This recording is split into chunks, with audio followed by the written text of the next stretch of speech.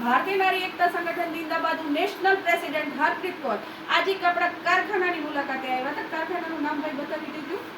કંપનીનું નામ beach corporation. Beach corporation company છે। તો અહીંયા આપણે બેનો દીકરીઓને જાગૃતતા માટે અને દીકરીઓ આપણી આત્મનિર્ભર થઈને કામ કરી રહી છે તેના માટે આપણા હાવજ જેવા ભાઈઓની અડીખમ મહેનત છે। તો આપણે હર હંમેશ દીકરીઓને આગળ વધે કામ કરી શકે પણ પોતપોતાના સન્માનદાયક કામ કરી શકે, સંસ્કારનું સિંચન કરીને કામ કરે।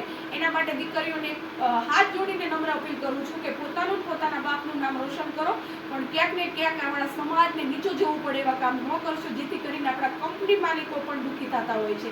તો આપણા કંપનીના જે ભાઈ આપણી જોડે જોડાયેલા છે એમને પણ કહીશું કે સંગઠન ટીમ આવી તો તમે શું કહેવા માંગો છો?